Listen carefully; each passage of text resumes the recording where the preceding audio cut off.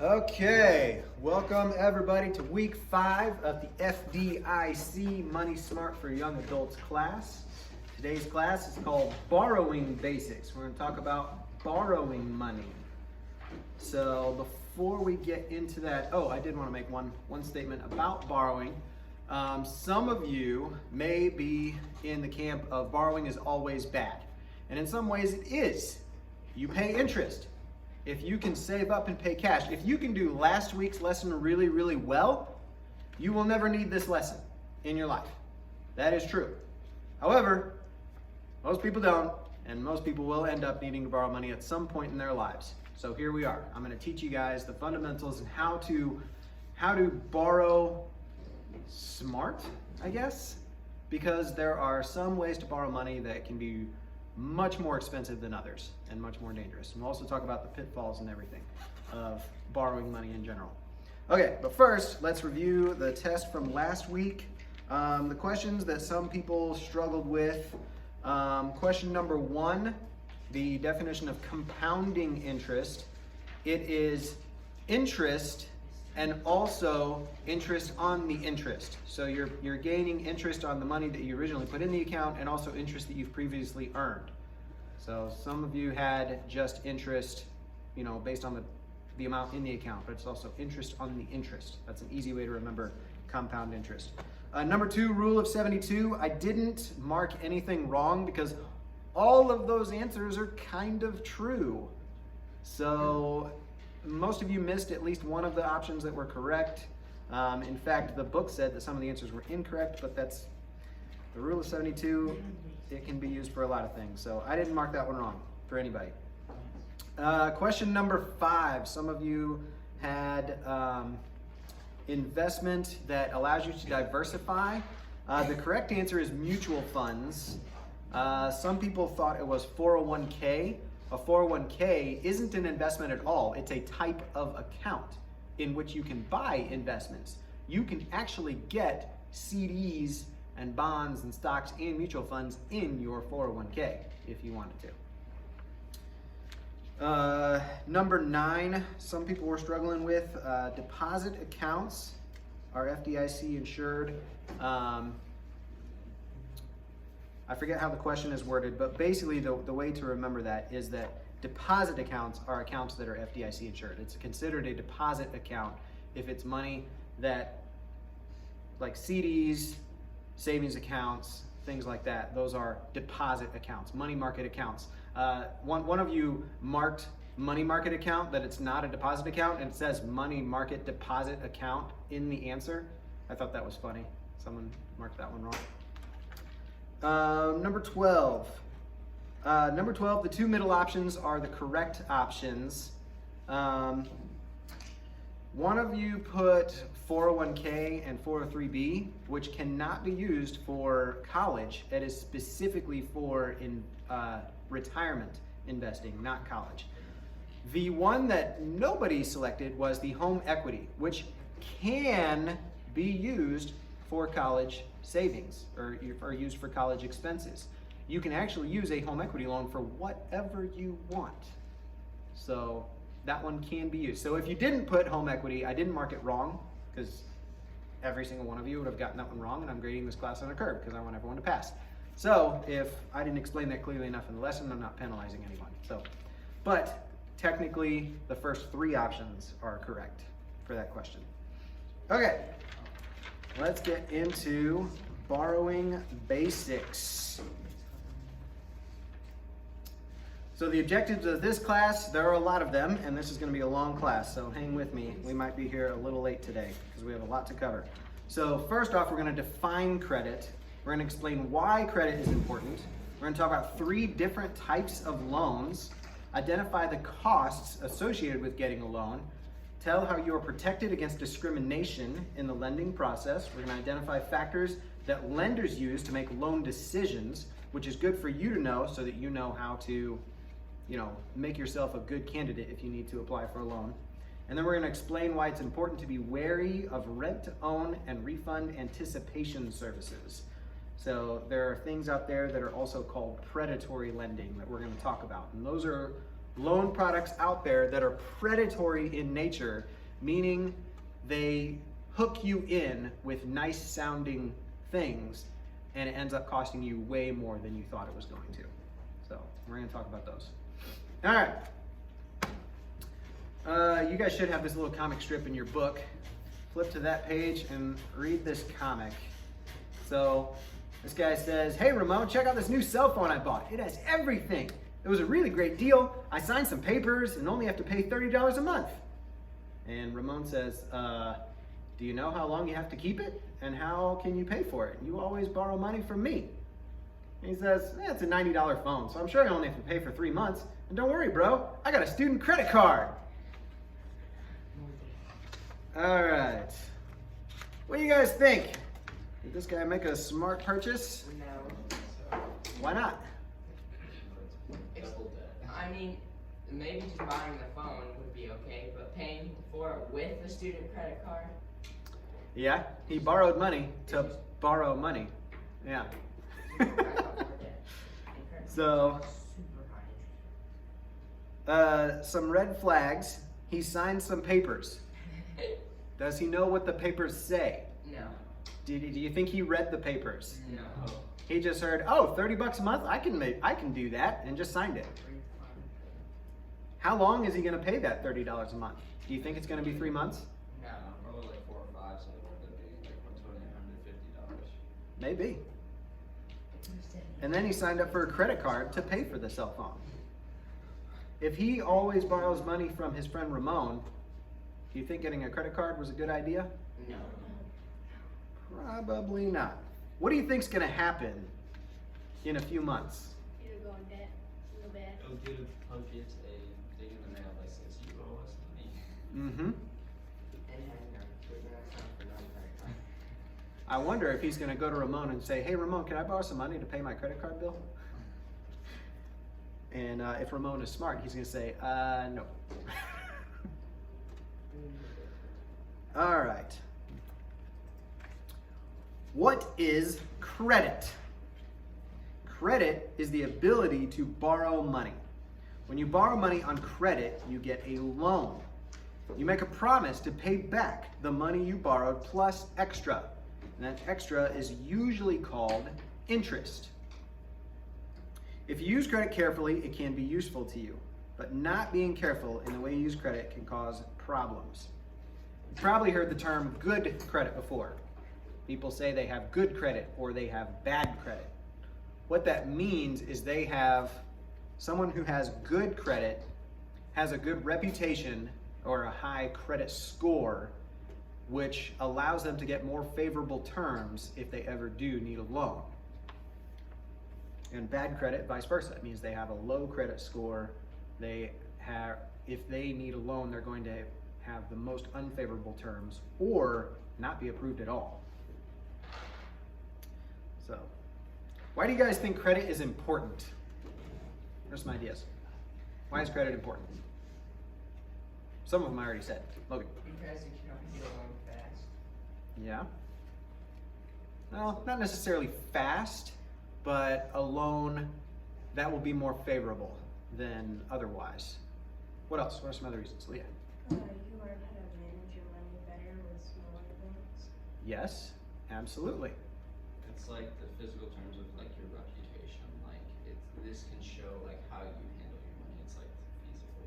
That's right. That's absolutely right. And we're going to get more into that later on. So credit, it can be useful in times of emergencies, although there are right ways to use credit in emergencies and there are wrong ways to use credit in emergencies. It is more convenient than carrying large amounts of cash around. It allows you to make large purchases like a car or a house and pay for it over time instead of all at once. And this is the one that a lot of people don't realize. It can affect your ability to obtain employment, housing, and insurance based on how you manage it. So a lot of you have probably heard of Dave Ramsey. He's real popular around our church and everything. And he says you don't need a credit score at all, that you can go through life without one. And that's true. You certainly can. There's one thing though. Okay, well actually there's two things. Two things that you can't do if you don't have a credit score. Number one, Most car rental places won't let you rent a car, which doesn't matter to you right now until you're 25, but they won't let you rent a car unless you have a credit card, and you have to put the car rental on the credit card. So that's one small example. The bigger one, insurance. Your car insurance, homeowner's insurance, all that kind of stuff is partly based on your credit score. So if you don't have a credit score, you can't get all the discounts on your insurance that you could get if you had good credit. So that's one or two little things that kind of skew me a little bit more in favor of actually having credit versus going the Dave Ramsey route and not having credit. But you can certainly go through your entire life without ever having credit. Like I said before, if you do really well in the class from yesterday, investing and saving and living below your means and saving up and paying cash for everything, you can go through your whole life without ever having to mess with credit. Nothing wrong with that. Now, bad credit affects a lot of things. Bad credit affects employment. A lot of jobs will actually check your credit before they hire you to see how you manage money because it's part of your reputation. And if you have a reputation of not paying your bills, that's a good indication you might not be a good employee either, especially in certain industries like banking, finance, things like that. They want to see that you can manage money well. They're not going to let you manage other people's money if you can't even manage yours. You got a question? What happens if you're 16 and you just go into work first and you don't have credit? Usually those kind of, like entry-level jobs usually don't check your credit. I'm talking about more like advanced career paths. Like you go to college, you get a degree in accounting. Well, if you're going to be an accountant, you better have good credit. Who's going to hire you to be their accountant if you can't even pay your own bills? Right? Same with housing. Housing is a big one. When you go to move out to live on your own, they're going to check your credit, even if you're 18 and you have no credit whatsoever. Sometimes if you want to move out and live on your own and you don't have credit, you might have to have like a parent or someone co-sign on that lease with you because you don't have credit and you don't have a housing history. So they have no idea what your reputation is to pay your bills on time because you haven't had it. So that can affect that. Also, if you have a history of not paying your bills on time, what makes them think that you're going to pay your rent? So they're not going to let you live there. So is it smart to start doing this at like 16, 17? Yeah, it is. And it's not really in this class ways to do that, but if we have time at the end, I'll share with you some tips that you can start to build your credit even at your age. Yeah? Yeah, that's what I was gonna ask, like, is there ways to like build credit without like taking out a loan and paying it back, you know? So. Yes, there is. We'll get to that later. Okay. Collateral. Lenders take a risk when they lend you money. What's the risk of lending you money? Not getting it back. Not getting it back. Yeah, right? Pretty obvious. You know, if I'm gonna lend you some money, I want some kind of guarantee that I'm gonna get my money back. And if you don't have good credit, you don't have a good reputation of paying your bills on time, then I'm gonna need some kind of collateral if I'm gonna give you a loan, right? Or depending on the size of the loan, I'm gonna need collateral even if you do have a good reputation. Collateral is security that you provide the lender. It can be an asset like a car or a house or a savings account. All of these are types of collateral that you can use to secure a loan. Typically, when you buy a car, you get a car loan, the car is the collateral. When you go and buy a car using a car loan, you sign paperwork saying that the lender can take the car if you don't pay. If you miss a certain number of payments, they repossess your car. They take the car from you and they sell it on the open market to get their money back. Same with the house. That's called a foreclosure. If you buy a house with a mortgage, don't pay your mortgage for a certain amount of time, they will foreclose on the house, take ownership from the house from you, kick you out of the house, and then sell the house on the open market to get their money back. And then the other one is a savings account. That's usually one way that people start building credit, is using money they have in savings as collateral on a loan to build credit. You don't actually need the loan, you have the money in savings, but you want to build credit, and a loan secured by money in a savings account is a good way to get started, and they're usually pretty cheap. So that's one way you can do that. A guarantee is a form of collateral. A guarantee is like having a cosigner on a loan. Like what I mentioned before about the apartment, same kind of thing on a loan. If you're getting started on credit, Sometimes if you have parents that have good credit or something like that, they can co-sign. Now, this is a dangerous thing for you as a co-signer. So let's say you're in your 20s and you've built good credit, you've managed your money well, and your friend hasn't, and they ask you to co-sign on a loan for them. What you're doing when you co-sign on a loan is you're guaranteeing that if they don't pay, you will. So think about that. Think about the reputation or the risks involved. Is your friend that kind of friend that's going to pay their bills on time for the entire term of that loan? Like, a lot of times these loans are 2-3 years. Like, are you even going to know this person in 2 years? You know, are you going to be around to like knock on their door and be like, hey, I got a letter from the bank said you didn't pay your bill. What's up? You know, so be careful with that. All right, types of loans. First one is consumer installment loans. This is well, let's see, is there a better? That's weird, it's backwards. All right. So these are the two main types of loans. You have, and I hate the way this is worded because in the lending world, in the lending industry, there's only two types of loans. There's open-ended credit and closed-ended credit. So open-ended credit is credit cards. They give you the ongoing ability to borrow money. They give you a line of credit, $500, $1,000, $20,000, doesn't matter. It's a line of credit. You borrow some, you pay it back. You borrow some again, you pay it back. You borrow some, you pay it back. It's like that. It's open-ended. You can borrow it as many times as you want. You pay it back as many times as you want. And then they charge interest on the amount that you borrow, right? Consumer installment loans are closed-ended credit. It's a fixed loan for a fixed time frame. Car loans are an example of closed-ended credit. You buy a car, $10,000 loan. It's $100 a month for 5 years, whatever. I'm just throwing numbers out there. But it's a fixed amount of time with a fixed monthly payment that you pay that back every month until the loan is paid off. That's an installment loan. You're paying it in installments. That's what that is. All right, let's look at activity number 1. Installment loans versus rent-to-own services. Has anyone ever heard of rent-to-own services? I mean, kind of. Sports reference here. In soccer and the professionals, you can loan a player in, but there's a clause where you can like buy him if he plays well for your team. So Interesting. I haven't heard of that. it's loan to buy. So. Okay. It's probably a little bit different. It is. The most common rent-to-own is furniture. Furniture stores.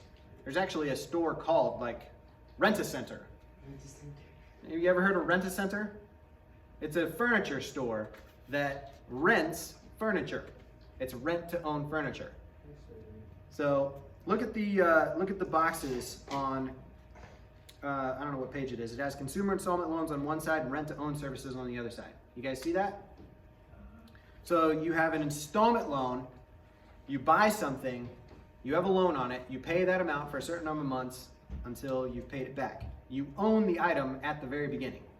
Now, sometimes it's collateral, where if you don't pay it, they take the item back. But usually you own the item. Rent-to-own services allow you to use an item while you make weekly or monthly payments. When renting or leasing the item, you do not have to purchase the item and can return it at the end of the rental period or before you make your next payment. You will not receive a refund of money paid.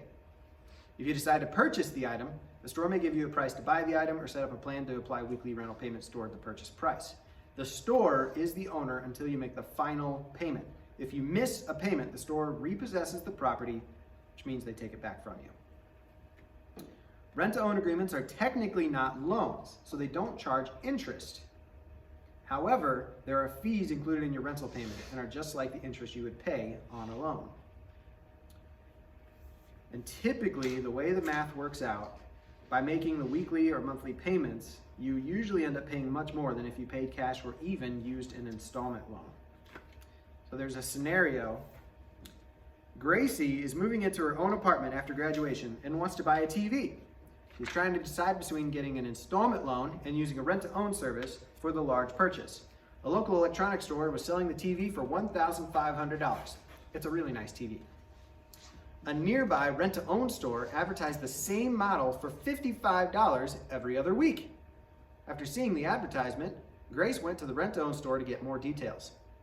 The manager told Grace she could own the television in 52 payments, or 2 years. So if we do the math, $55 times 52 weeks equals $2,860. So they're making a lot of money. Yeah, she's buying a $1,500 TV and she's paying $2,860 for it.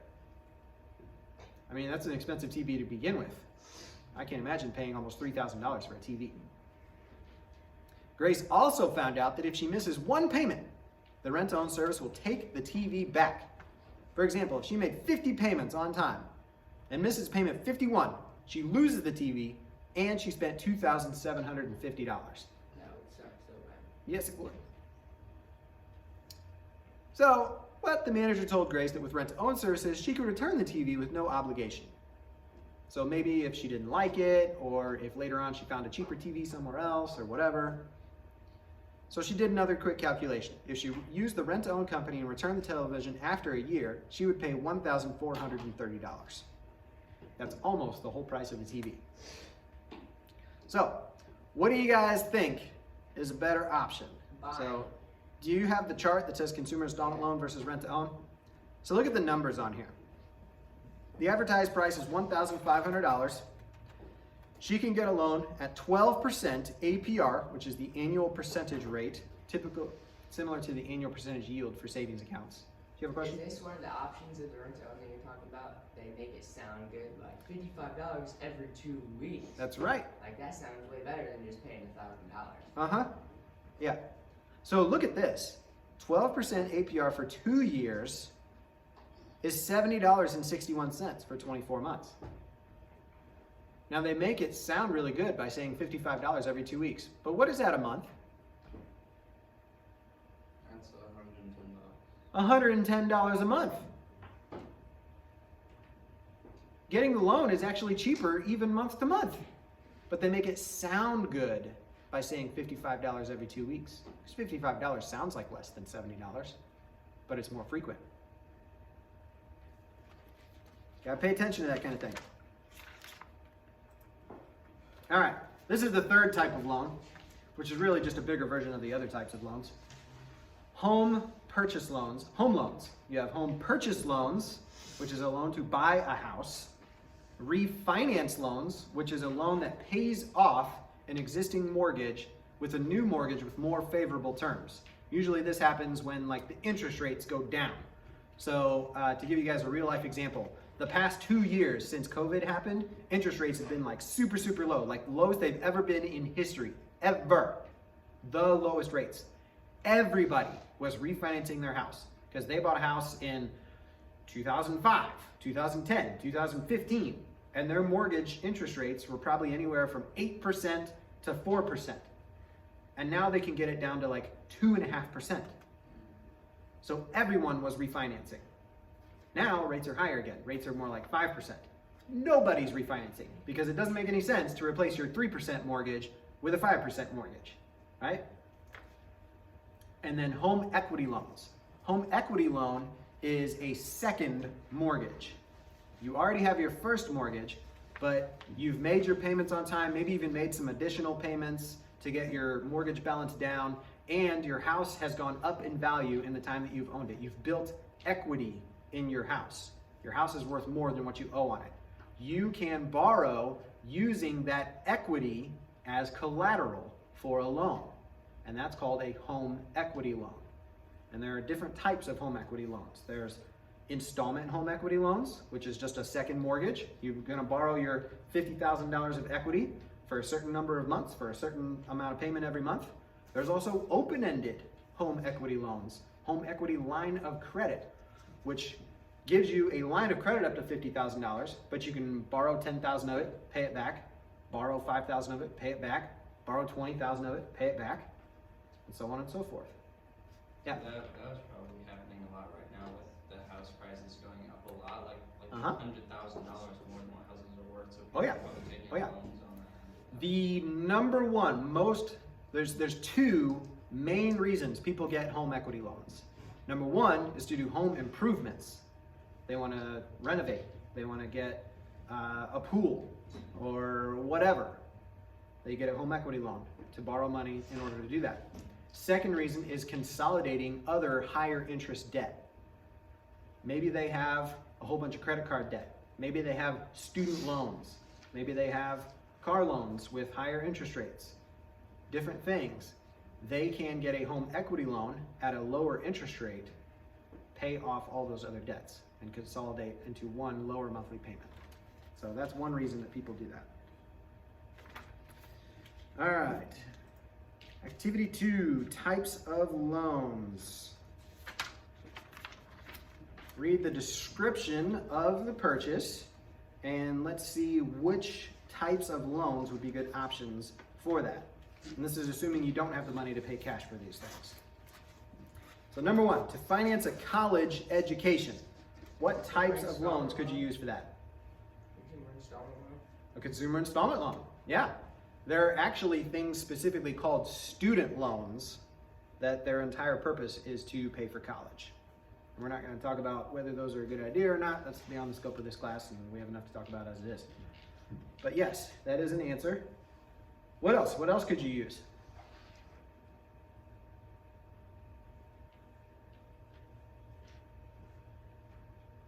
The answer is home equity loan. You could use a home equity loan to pay for college. You could certainly do that. Number 2, to make small purchases in a department store. What type of loan would you use for that? Credit card. Yeah, credit card. To make large home improvements. Home loan. Home equity loan, right? Yeah, but A home equity loan or a consumer installment loan. You could use a consumer installment loan. A consumer installment loan, I guess I didn't really explain that a whole lot. Consumer installment loan, some of them use collateral like a car or something like that. Some of them are unsecured, as they call it. It's just you want to borrow $10,000 and you have a good reputation on your credit. The bank's willing to do that for a certain amount of time, and it's an installment loan, and it's just unsecured. You're just borrowing the money. You can use it for whatever you want. My first car loan was that type because I was 19 years old. I'd already built credit, so I could apply for one. I could qualify, but the car I wanted was too old. A lot of times, car loans have requirements on like how old of a car you can buy, or how many miles it has on it, or whatever. They want the collateral to be, solid. So I wanted to buy an older car, so I had to get an unsecured installment loan to buy the car. And the difference with that is if I don't make those payments, they actually couldn't take my car. It wasn't collateral. Of course, I did pay it back. And if I hadn't, it would have trashed my credit. And then I wouldn't have a good credit reputation anymore, and I wouldn't be able to borrow money anymore. All right, number 4, to consolidate debts. What could you use? What types of loans would be good for that? Home equity. Yes, home equity. What's another good option? There's only 3 types. You got a 50-50 shot. Throw an answer out there. Would a consumer installment loan work too? Yeah, consumer installment loan. Yeah, credit card debt is usually at very high interest rates. A normal interest rate for a credit card is 15 to 25% annually. Installment loans, even a consumer installment loan, might be as low as like 8 or 9%. So it makes sense if you have no other option to consolidate credit card debt into an installment loan where you have a fixed time to pay it off and then it's gone. And it's a lower interest rate, so you're saving money on interest too. All right, cost of credit. There are 2 main costs for credit. Number 1 is fees. Fees on loans are actually more common than people realize, and you don't know it unless you're reading that fine print. There are application fees. There are loan servicing fees. There are credit check fees. There's all kinds of different fees that a bank or other lender might charge you in order to get this loan. There's also fees later, like late payment fees. If you miss a payment, they tack on another fee on there. There's penalties. Credit cards are real big on penalties, and we'll talk more about that later. Interest is the other main cost of credit. It's the charge for using their money. It's usually expressed as a percentage. So the interest rate might be 10%. And usually it's APR is what you want to look for when you're comparing interest rates. APR, annual percentage rate. Because remember last week when we talked about APY versus like the interest rates and how often the interest compounds on itself? Same idea with APR. Because the interest rate, if it just says interest rate, it could be 50% interest. But it might be 50% interest over the life of the loan, like a 3-year loan. That's actually only like a 20-something% interest rate. Maybe 30%, whatever. Anyway, so you want to look at APR if you're comparing loan products out there. There are fixed interest rates. Fixed interest rates are on most installment loans where it's the same interest rate for the whole life of the loan, never changes. Variable interest rates are very common on lines of credit, like credit cards. Those interest rates can actually change. Now, most of the time, they're tied to the federal funds rate, which only changes like once every few years. Right now, in our current economy, they are raising it at the most rapid pace they've pretty much ever done before. So people who have credit cards, their credit cards' interest rates are going up right now, which is going to make their payments go up and their cost of borrowing money go up. Be aware of that too. Truth in lending disclosures. This is how you compare different loan offerings that are out there. Anytime you apply for a loan, that lender is required to show you truth in lending disclosures so you can compare the true cost of borrowing. They have to show you any fees, they have to show you the amount that you're borrowing, the annual percentage rate, and what your total payment is going to be for that loan. These are required, and they're usually very uniform. They look like the little boxes. They're just little boxes with information in them, and they're easy to compare from one lender to another. So if you're shopping for a loan, it's a good idea to go to 2 or 3 different lenders and get truth in lending disclosures so you can compare the true cost of borrowing money between the different options. All right, activity 3, borrowing money responsibly.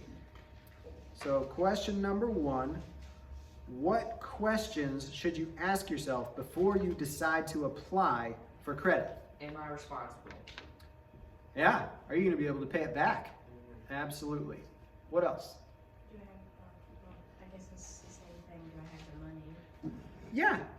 Well, there's 2 different ways you can ask that question. 1, do you have the money that you can just pay for it? Do you even need to borrow money? That's one question. You should definitely ask that first. And then secondly, can I afford to make the payments? Do I have the money? Do I have the income to pay those payments as they come through every month?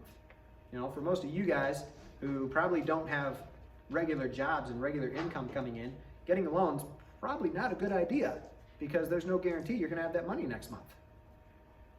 What happens if you fail, like your first payment? Will that put your credit negative? Oh yeah. Like, will that ruin your credit for the rest of your life? Not for the rest of your life, but for a long time.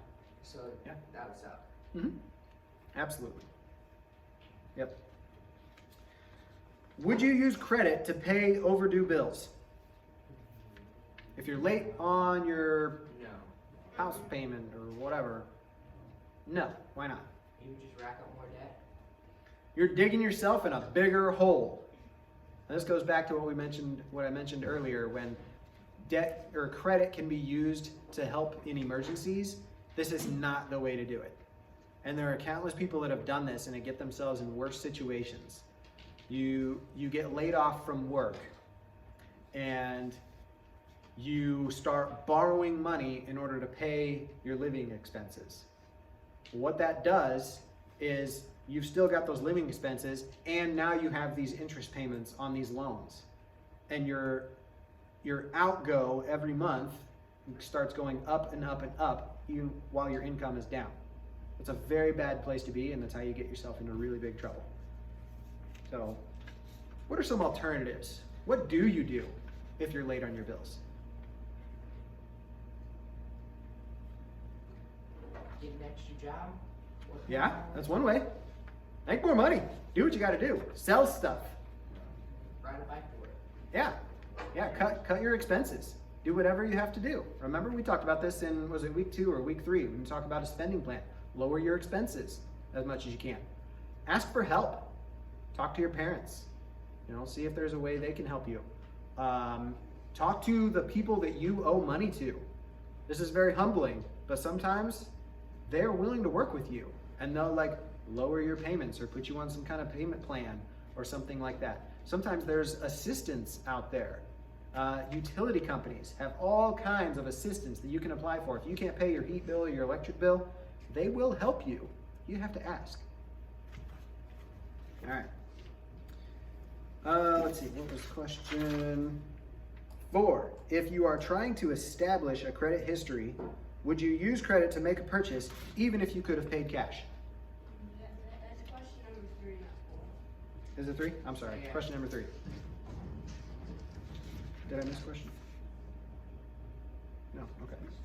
So, if you had the money to pay cash for something, but you're trying to build your credit, should you borrow money to pay for that item, even though you could have paid cash? You said something about that, like if you have your money in savings and you use the savings as collateral, so yes, you should do that. Sometimes. Here's the things you got to think about. How much is it going to cost? What's the interest rate? How much interest, how much money am I willing to spend in order to get the benefit of building my credit? So you got to compare that. Yeah. That honestly is the biggest question.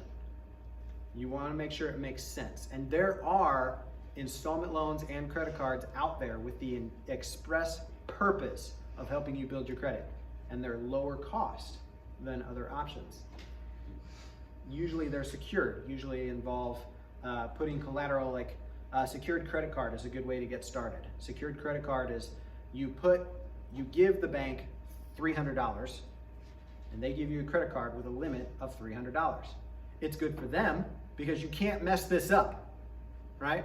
The card stops at $300. If you try to spend more than $300, it declines. So you can't spend more than that. And if you miss your payments, they just keep your money. They already got it. So they're willing to do this, and they give it to you at low interest rates. And also another thing, and I don't even know if this is part of this class, but I'm going to tell you this. Credit cards, there's an entire other credit card class, I just remembered. But anyway, credit cards only charge interest after the first month. I'm not saying that right, but so you buy something with a credit card, the next month you get a bill for that credit card, right? There's 2 numbers on that bill. There's the total amount you owe, and then there's the minimum payment. The minimum payment allows you to defer the rest of that money to pay next month. That's when they charge you interest.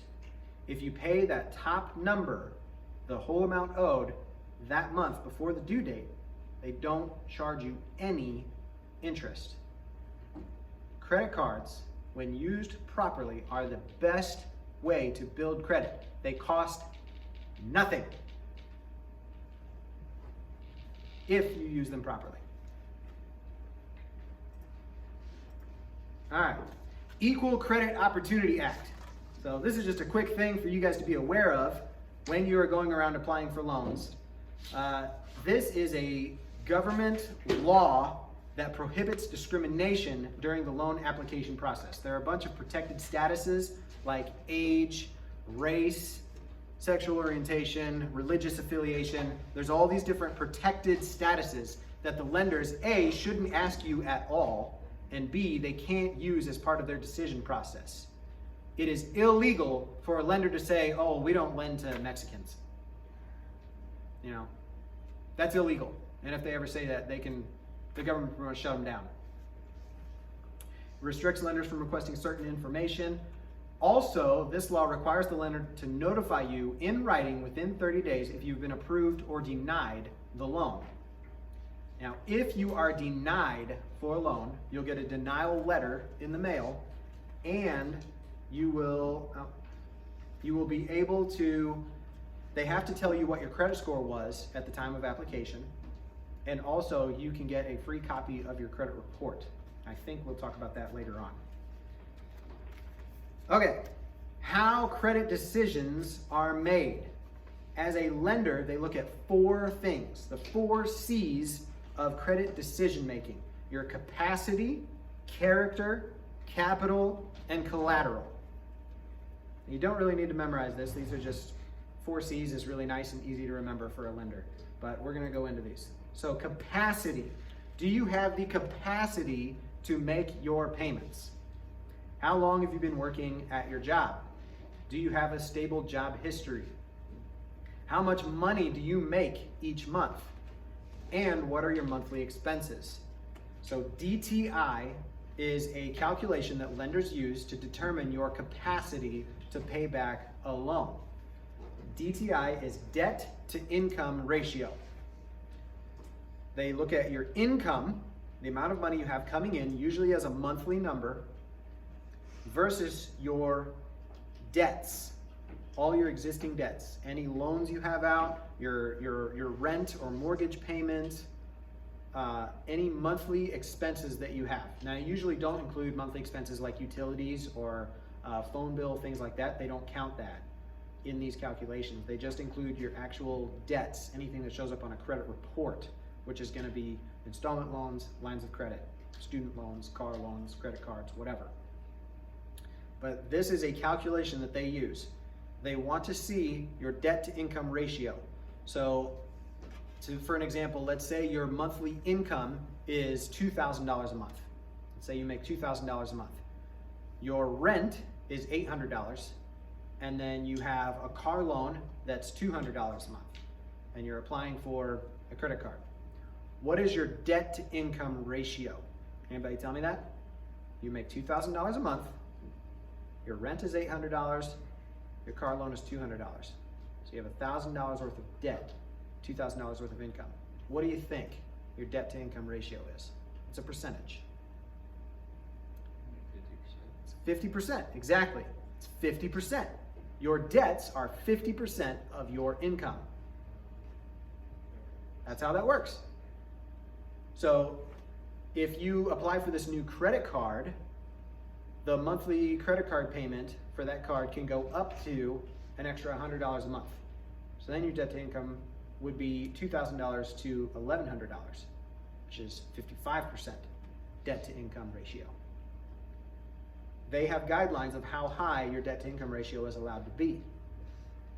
So if you don't have the capacity, if you've already maxed out, you already have, your debts are over, say 50% of your income, they probably don't want to lend you anything else because there's more risk of you defaulting. You don't have the capacity to pay that loan back. That make sense? The next one is capital. This refers to the value of your assets and your net worth. How much money do you have? Do you have other investments? Do you have other things to fall back on in hard times?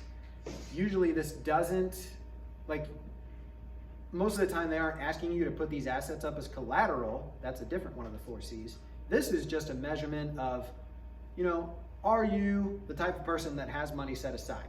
If things go bad, are you going to survive and still be able to make your payments? Do you have money in savings? Do you have, you know, other assets that you can sell to make your payments? Things like that. This is something that helps in their credit decision of whether they're going to lend you money or not. Character. Character is how have you paid your bills or debts in the past? What's your reputation, your credit reputation? The number one main way that lenders look for your credit reputation, your character, is your credit score. They look at your credit score and your credit report, which has history of every loan you've ever taken out and what your payment history was. Anytime you've missed a payment or gone late, or how much you've borrowed and how long it took you to pay it back, and everything is on this credit report. And all that number is reflected in a score that the credit report bureaus give you to kind of use just a quick reference guide of your credit reputation. So credit scores go anywhere from, I don't think we go into this much in here, but your credit scores can be anything from 350 is the lowest credit score possible to 850 is the highest credit score possible.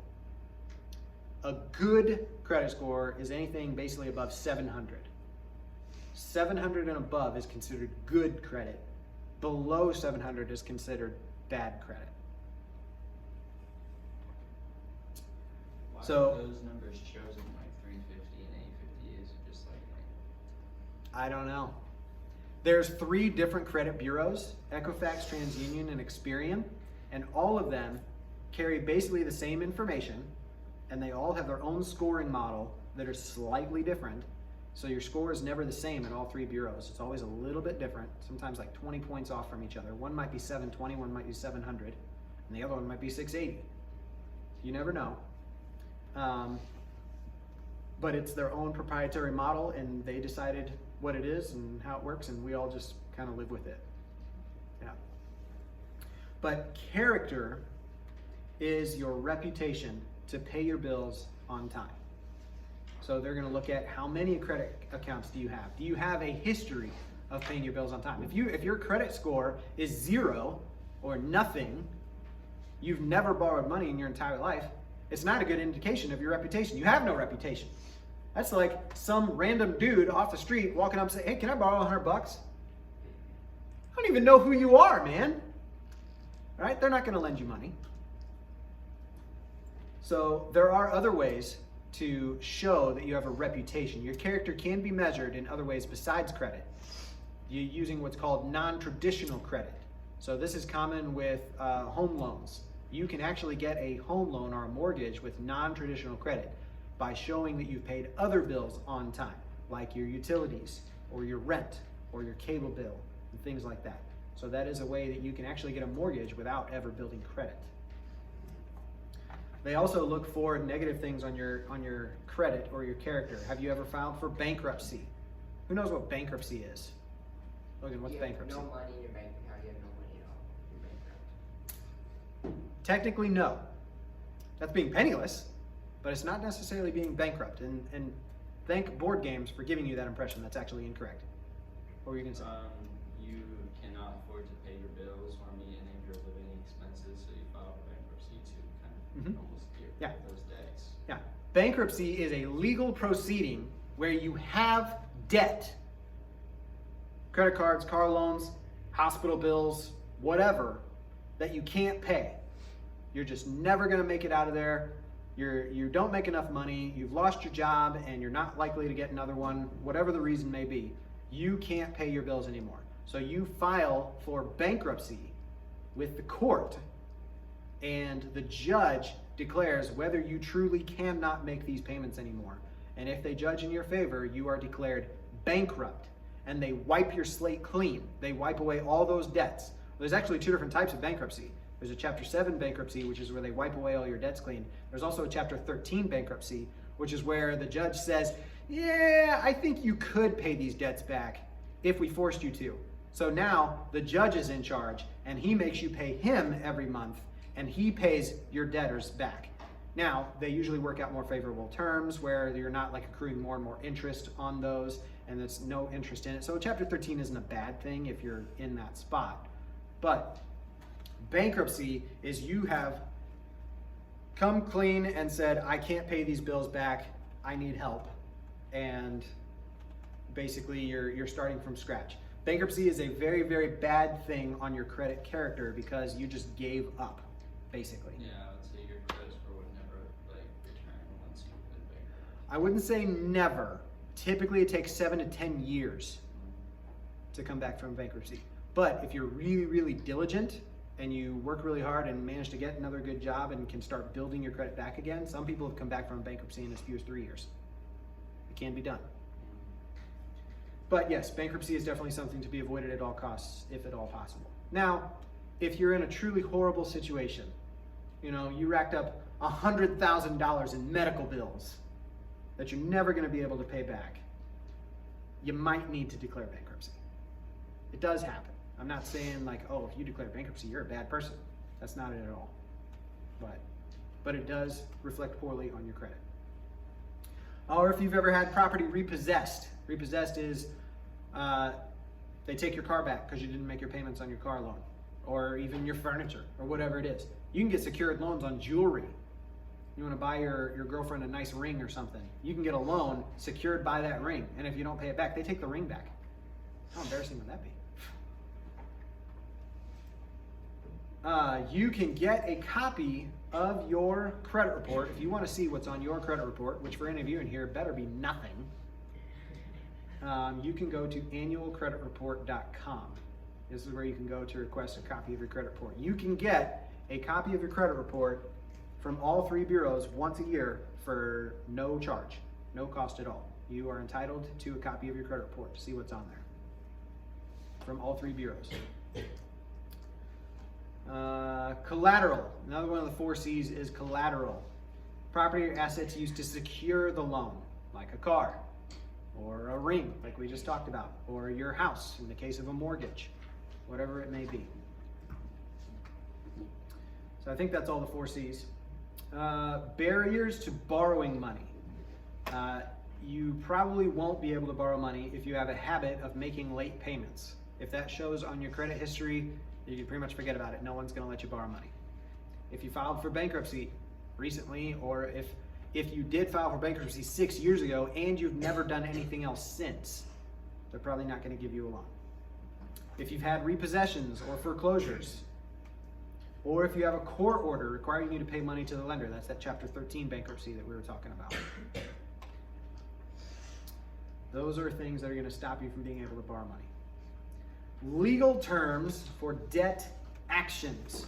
These are all bad things that might be on your credit report, which are usually tied to things that you done messed up. Where are we? Let's see here.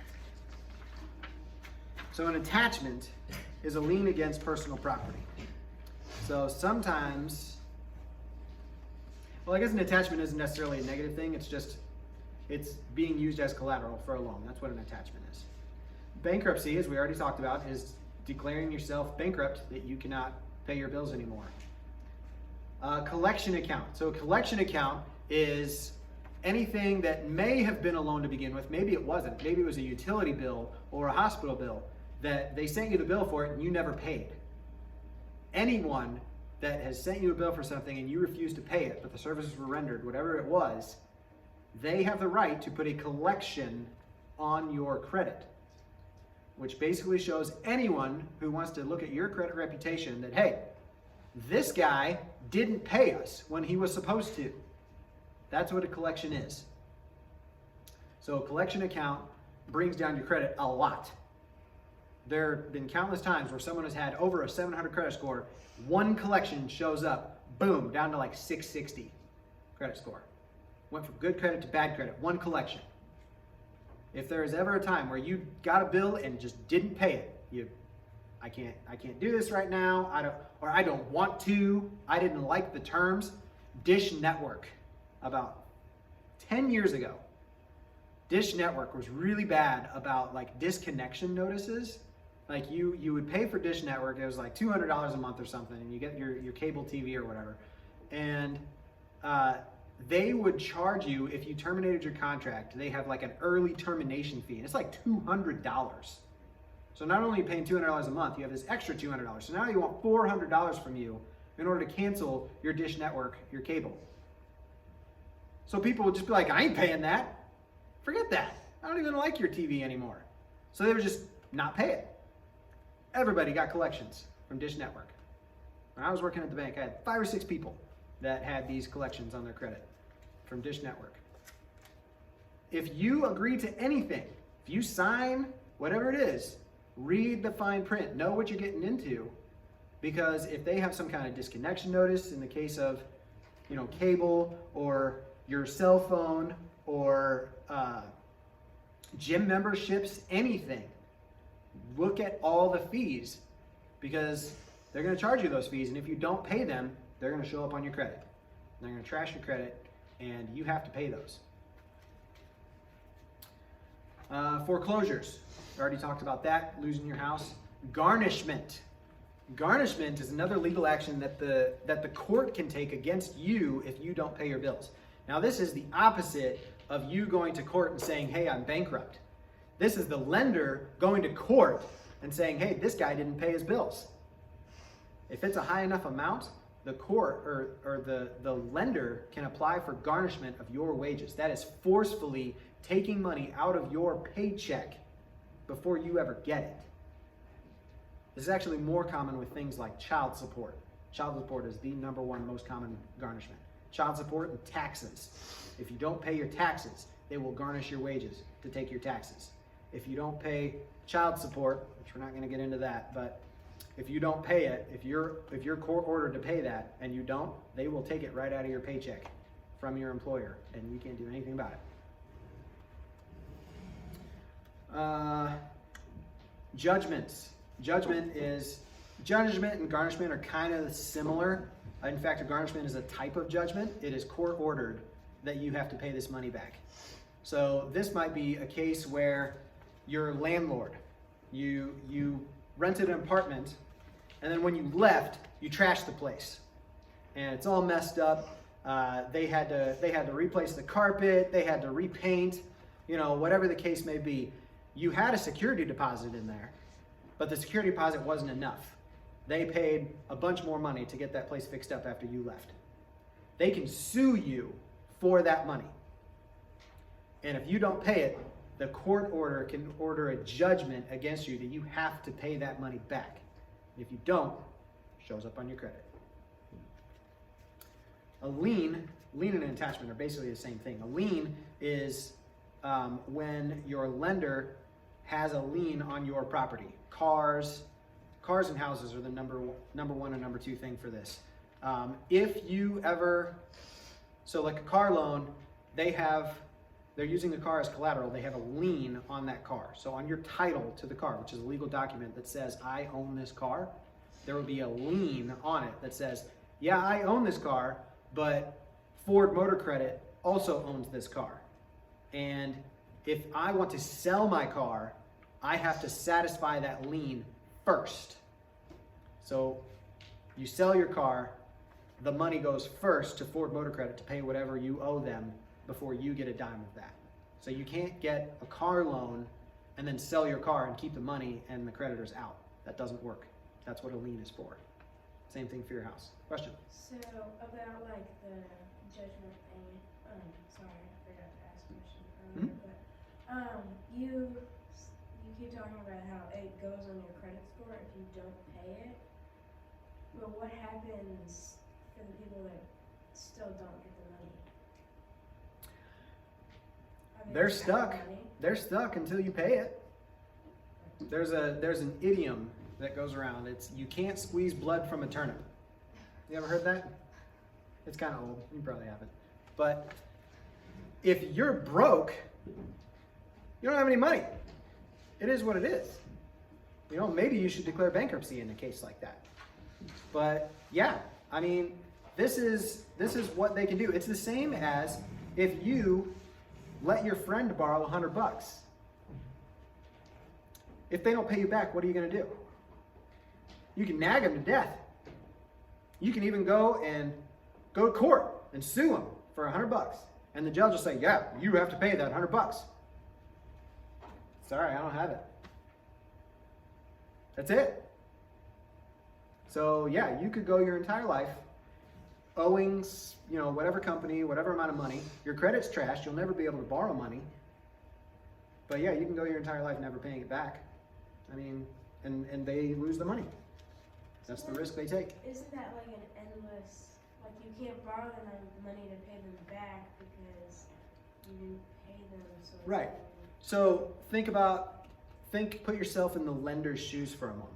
You have money, you're looking to invest by giving out loans and charging interest to get money back, right?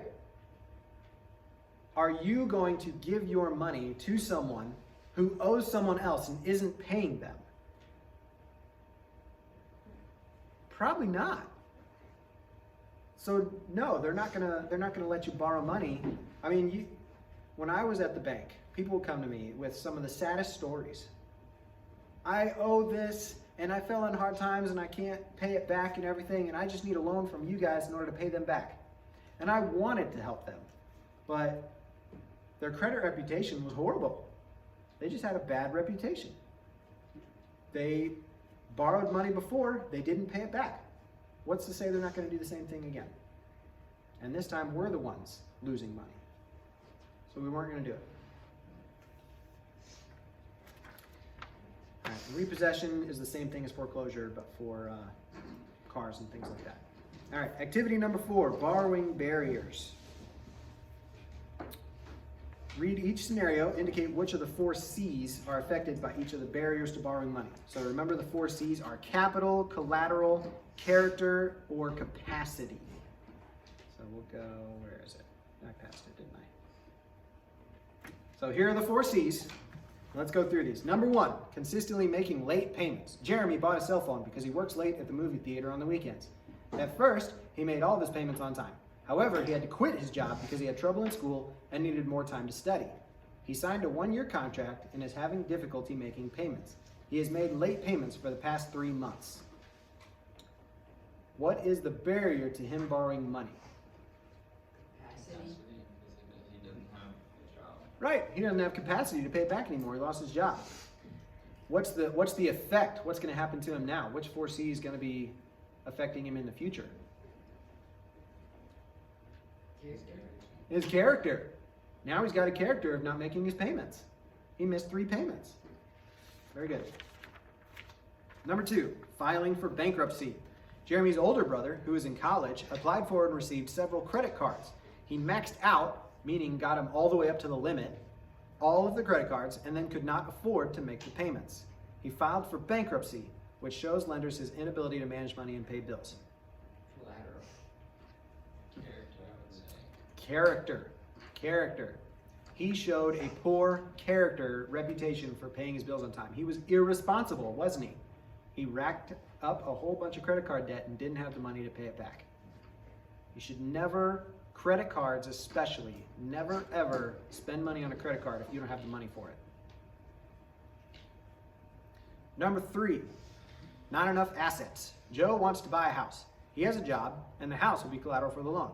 However, Joe doesn't have enough money in his checking and savings account to reassure the lender that after closing, he will have enough funds to make a payment or home repair in an emergency. Capital. Because he is using the house for collateral for the loan. But he doesn't have capital. He doesn't have money to fall back on if hard times come. Number 4, no credit history. Soretta wants to apply for a credit card. She's in college and does not have regular income. She also has no credit history. Therefore, she will need to ask her mother or father to co-sign the loan. This one's collateral, but she has nothing of value to keep the loan safe or whatever. Can you do other things for collateral? Like, say you don't have a house or you don't have a car.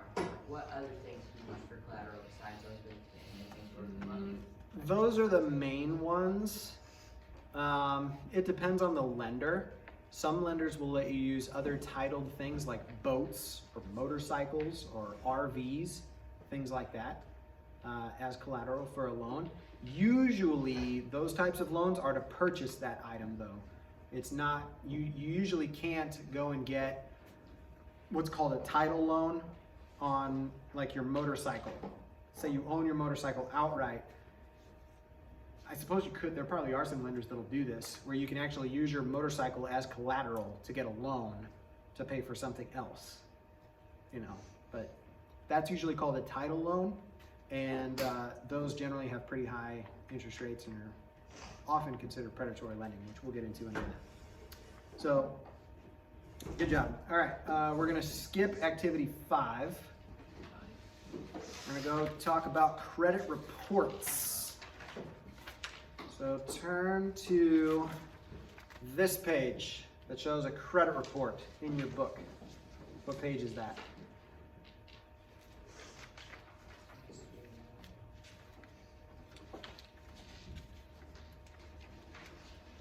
see. Oh, it's split up. Okay, page 25 and 26. So page 25 and 26. So this is a credit report. Credit report tells lenders who you are, how much debt you have, whether you've made payments on time, and also whether there's any negative information about you in public records. It's kind of a sad reality that most of the time information on your credit report is against you, not for you. They don't put things on your credit report like he's a really nice guy. It's usually he didn't pay this bill, he didn't pay that bill. That kind of thing is what's on your credit report. Even if you like me, like and there's only like one bill you haven't paid, but you paid all the others, but your credit report still showed just that one bill. Uh-huh. That's right. That's right. Now, partially. Utility bills, phone bills, cable bills, anything like that, that's true. They don't even show up on your credit report unless you don't pay them and it shows up as a collection. Credit cards and loans do show up.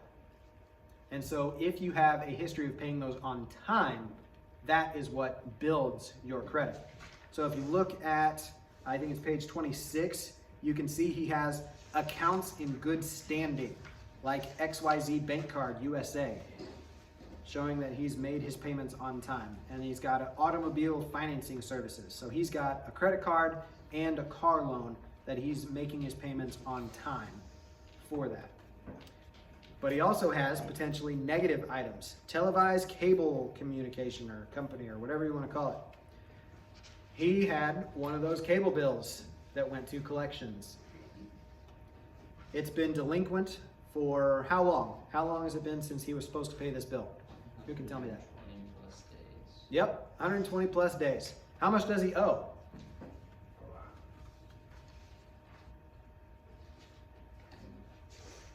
Televised cable com, account number 1, 2, 3, 4, 5, 6, 7, 8, blah, blah, blah, blah, blah. How much does he owe? Which page is it? Oh, okay.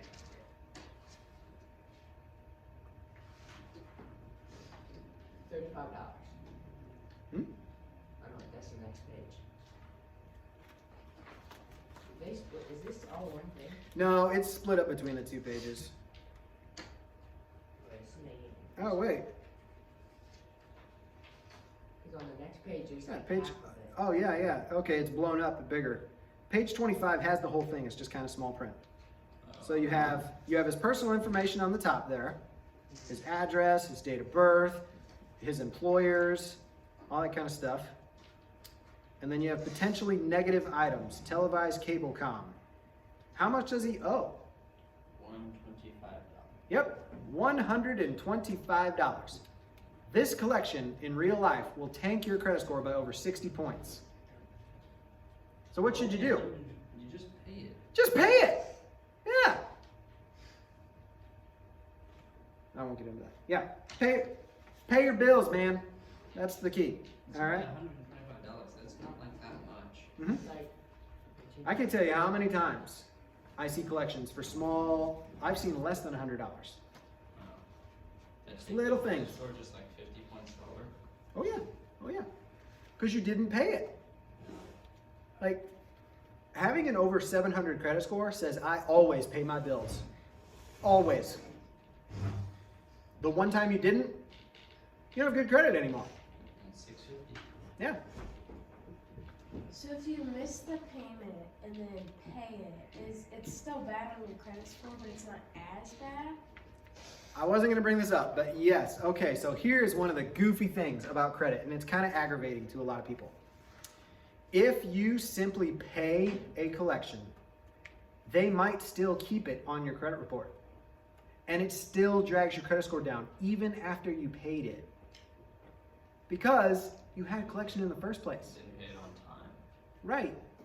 Now, in the real world, what you do in a situation like that is you call that collection or that company and say, hey, I'm willing to pay this, but only if you delete it from my credit report.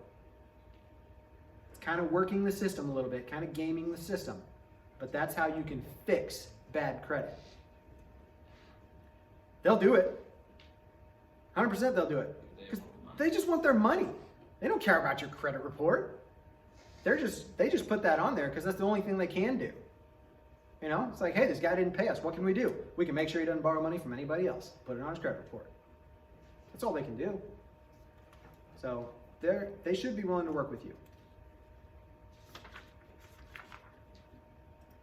All right. Let's talk about predatory lending. Abusive lenders. Catchphrases like this are warning signs of predatory lending. 125% of your home's value. 125% of your car's value. Why would that be a warning sign? Why would that be a bad thing? Does anybody tell me? It's like 1 1/4 of your car, so that's a lot of money. If they're willing to extend you more than what your car is worth, it's a bad idea. What happens in a case like that is, let's say you get in a car accident. You used your car as collateral and you borrowed 125% of the car's value. And you get in a car accident, your car is totaled. Your car insurance will pay you the value of your car. And because you have a lien on that car, they won't pay it to you directly, they'll pay it to your lender, who now has no collateral. They want the rest of the money. Not on your agreed upon monthly installment plan either. They want it right now. This is what actually happens in a car wreck situation. They want their entire loan paid back in full because there's no collateral anymore. And if you paid 125% or you borrowed 125% or anything above 100%, whatever amount you owe that you don't get from your insurance company, you have to come up with within like 30 days. And if you don't, collection. And that goes on in the next one. Uh-huh. That's right. So there is something you can get when you go to get a car loan that they sell you called gap insurance. And that's a insurance policy against that very situation happening. Gap insurance pays the gap between what you owe and what you get for the car. So, and there's a cost associated with that, as you can imagine, but that's one thing you can do to mitigate that risk. But the easier thing to do is don't borrow more than what your car is worth, right? You should have some kind of money set aside. Maybe you were only able to save $1,000 for your car and you need a car that's nicer than a $1,000 car. You can use that as a deposit or a down payment for that car and only borrow 90% of the car or something like that is a better route to go. Incredibly low monthly payment. What's the problem with that? Because it could be a low monthly payment, but that could be over 10 years. Yes. Problem number one, it's vague. What's low? Low to you might be different than low to me, Yeah. right? And then yes, how long? Maybe it's a low monthly payment for 30 years, you know? You can be driving a car by then. Yeah. That car won't be broken down. Yeah. Yeah, Like I'm right? paying for money for a car I don't even have. Mm-hmm. That's actually what happens when people refinance their car with a mortgage. Using a home equity loan to pay off a car loan is a bad idea because your car loan is typically a 5-year loan. That's like generally anywhere from like 3 to 7. It's like a 5-year loan. Your home equity loan is a 20-year loan. Are you even going to own that car in 20 years? Probably not. You're still going to be paying on it because you put it in something that's amortized that long. No upfront fees. What's the problem with that? There's gonna be a lot more fees later on. Yeah. No upfront fees doesn't mean no fees. There's still fees. They're just tacking them in there somewhere else. Even if you have bad credit history. What's the problem with that one? Who wants, who's actually gonna take you if you have bad credit score? Aren't those the types of things that will literally shut your car off if you Yep. don't pay? Predatory lenders. There are loan companies out there whose entire business is preying on people with bad credit or people that make bad financial decisions in general. Payday lenders, rent-to-own places, title loan companies. These are predatory lenders who their entire business is ripping people off with exorbitant interest rates on loans, knowing that a certain percentage of them aren't going to pay it back, but they make so much on the ones that do, it's still profitable. So if you do have good credit score, it doesn't really matter. If you have a good credit score, anywhere that says we provide financing for bad credit people, avoid them because they'll still give you a loan with a high interest rate. So if you miss a payment, Even if you make the payments, it's just a high interest rate in general because it's geared towards lower credit score people. It's free and you have nothing to lose. Nothing's free. Nothing's free. Welcome to the real world, guys. Nothing's free. Nothing. If it sounds too good to be true, it is. Act now. This is a limited time offer. They want you to do it fast, so Yeah. you're not looking at the fine Yeah. print. Hurry up, sign this. Sign this. No, don't read it. Just sign it. Uh-huh. Ways that you can guard against predatory lenders. Number one, deal with reputable loan providers. Banks, companies that have, well-reputed, check their reviews online, things like that. Do your research. Shop around. Get those truth in lending disclosures so you know exactly what the fees and the interest is and compare offers from different companies. Read and understand all the terms and conditions. Read the fine print. Make sure you can afford the payments according to the loan terms. Alternative financial services like rent-to-own services, payday loan services, refund anticipation services. So these are some of the loan products out there that are generally considered bad ideas. So rent-to-own we've already talked about in pretty in-depth, so I'm going to skip that because we're already way over. Payday loan services. So a payday loan is a short-term loan that basically gets you until your next paycheck.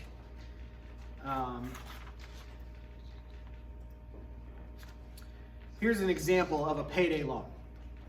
You're broke, you spent all your money, and you need gas to put gas in your car, or you need to pay your utility bill, or whatever it is, and it's due before your next paycheck. You can get a payday loan. So in this example, this guy borrowed a payday loan for $200. And he basically has to pay this back within 2 weeks, and he has to pay back $230. Sounds reasonable, does it? The annual percentage rate on that loan is 391%.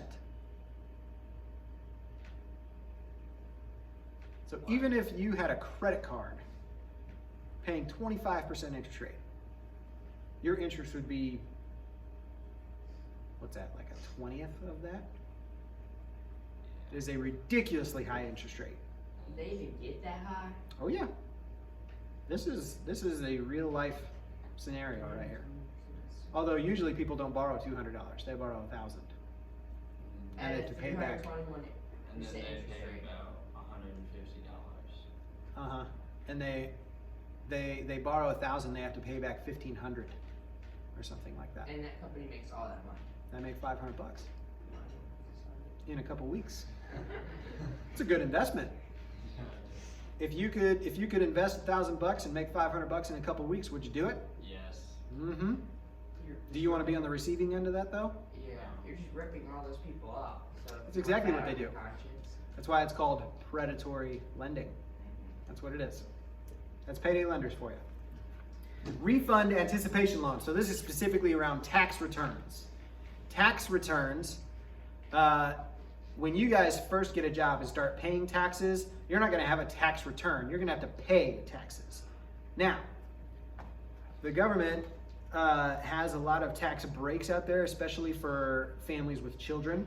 And a lot of people who have families with children actually get a pretty decent tax return at the end of the year, sometimes thousands of dollars.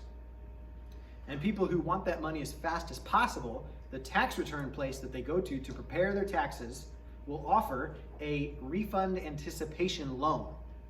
They say, hey, we'll file your taxes for you. You might get that refund from the IRS in a month, but we'll give you this much money like in a week, and you'll get that money faster. Now, the way this works is, let's say your tax return is $2,000. Actually, I think I have a slide for this. Nope, I don't. Let's say you have a tax return. I think it's in here somewhere. gives me numbers. Yeah. So for example, if your refund totals $1,500, they'll offer you a refund anticipation loan for $1,200. Now that's all you're going to get. They keep your refund in a case like this. So you paid $300, the difference between the refund anticipation loan and your actual tax return, in order to get that money 3 weeks sooner. That's a refund anticipation loan. Isn't that kind of like those ads where they're like, oh, we'll give you your paycheck early if like you just do this, and they don't tell you that Mm-hmm. you're gonna pay the fees for that. Yep. Yep. Yeah. That's more of an example of a payday loan, but yeah, it's the same kind of idea. Yeah. Think of the refund anticipation loan as a payday loan for tax returns. So like almost every single car ad you see on TV is fake. Like almost all of them. Like, No. For like. No. They're not fake. Here's the thing. Next time you see a car ad on TV, there's this little tiny fine print on the bottom of the screen. Read that. See what it tells you. You can get this brand new car for $199 a month. Requires a deposit of $3,000 up front.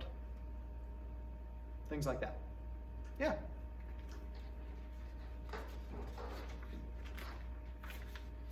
All right. Okay. We're past time, but I'm just going to share with you guys some general tips on credits. Tips for building your credit. Pay your bills on time. Duh. What if Right? we don't have bills? It's hard to build credit if you don't have any bills. Yeah. Apply for a small loan at a bank or a credit union where you have your checking accounts. You can use your savings as collateral for a cheap loan with a low interest rate in order to build credit, or a secured credit card is another option. Another thing you can do, and this requires you to have parents with good credit. If your parents have a credit card, they can add you as an authorized user on their credit card. Now this is a really cool thing because you can't mess this up.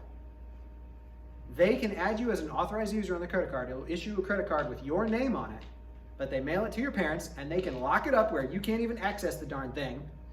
And they just use their credit card like they always do, and it reports to your credit report and builds your credit. Wait, so I get a credit card and I just set it on the shelf and I get credit from what you buy? Uh-huh. What if your parents are like super untrustworthy with their money? So Then you don't just ask them to like do go that for you because they'll bank trash credit? your credit along with theirs. Can you get like a credit card and like pay for gas and then pay that back? Yeah, absolutely. So in order of things that are the cheapest and easiest in order to build credit, number one is the authorized user. If your parents or maybe your grandparents or whoever, you know someone who has good credit who's willing to do this, they have a credit card, they can add you as an authorized user, you can't mess this up. It costs them nothing. It costs you nothing, it costs them nothing, it's easy. There's no like fees to like add a No. person or anything at all. Mm-mm. But do you use that credit card? Like you can use that credit card? Now, they can, I mean, you are an authorized user, this is kind of gaming the system again, right? Because they could give you that credit card and you could use it to buy things and then they have to pay it back, or they can make you pay it back or whatever. But a lot of times this can be your initial jump to go from no credit to at least a beginning of good credit without you having to do anything or pay anything. That's cool. It's the best thing to do. Number two is secured loans or secured credit cards. Going to your bank and applying for a secured credit card. Now, normally you have to be 18 before you can even do this. The authorized user is pretty much the only thing you can do until you're 18, most likely. But once you turn 18, you can start establishing credit. Like the day you turn 18, you can get a secured credit card and a secured loan. Securing money in your savings account for those and using them properly. When you get your credit card, here's what you do with it. Pay one small thing every month. Smaller the better. Don't max it out because your utilization rate on that credit card matters. It affects your credit. If you max out your credit card, that's bad. Yeah. So like you can take your credit card, buy like something of 99 cents, and Yep. pay that back, that builds your credit. Yep. And then you just have to pay like the 99 cents or like $1.05 every month. Just the Okay, 90, so yeah, it's- well, $1.05 with sales tax. Yeah, you're not paying any interest, none. Is that so the credit card company knows that you're not dependent on the credit card? Yep, look like you don't need it. That's the idea. So then they're like, oh, he actually is making this pretty hmm But what Because an irresponsible person is gonna be like, I got a credit card. I'm buying you shoes. I'm buying you clothes. Let's go to the movies. Let's go to the TV. You know, whatever. And then they get the bill. Whoops. Oops. So if you're that type of person, don't get a credit card ever. But if you can manage it responsibly, do that and build your credit for free. That sounded like one of the credit things. Yeah, so to be honest, when you go to look for secured credit cards and things like that, there are fees associated with those. They're not free. That's why the authorized user is the best thing to do. Yeah. And this is the second best if you can't go the authorized user route to get started. They require a down payment, obviously. They require that security deposit, whatever it is, and they typically have like a monthly fee. The ones I've seen before are like $3 or something like that, which honestly, you could just pay that $3 every month and not even use the dang thing. And it'll show positive credit history because they sent you a bill and you paid it. So you could do that. What is that bill? Is it just like a check, or does it have your bank account number on it? Like, No, it's a bill. A bill is, they send it to you in the mail, or if you set up for online bill pay or whatever, you can just pay it, you know, using the internet, using your online banking. Especially if you do it at the bank where you have your bank account, you can literally transfer money in your online banking to pay that bill every month. You can even set up an auto pay. There's like a form you have to fill out where they'll just like debit that money out of your checking account every month, and all you have to do is make sure you have money in there when that bill comes due. So they make it really easy, and you can do that. But you gotta manage it and make sure that money's in there. If you are needing to buy a car and you have the money to pay cash for that car, one option you can do to build credit is to get a car loan on that car, but make like a monstrous down payment on it. Like say you saved up $10,000 to buy your car. Get a $1,000 car loan and pay interest on that $1,000. It's gonna cost you something, it's gonna cost you interest, but the thing with interest is the more you borrow, the more you're having to pay because it's a percentage, right? So if you only borrow $1,000 instead of $9,000, you're paying a lot less interest. Your total interest for that charge might be $100. And then you just need to decide, is it worth $100 to me to build my credit? Because you could have just paid cash, but you want to build credit. So there you go. That's something else you can do. All right, that's it. So our friend here turned out exactly as we predicted. How's that new cell phone? Shouldn't have bought it. It was really dumb. The phone calls are expensive. I signed a year-long contract that I can't get out of paying lots of money, cancellation fees like we talked about earlier. I just got too excited. Should have been more careful. Should have read the fine print. So there you go. I'm gonna hit that thing in there. So now we've learned about credit and what good credit means. We've looked at different types of loans, the cost of credit, using non-loan services, and how lenders make credit decisions. Thanks a lot, guys. We'll see you next time.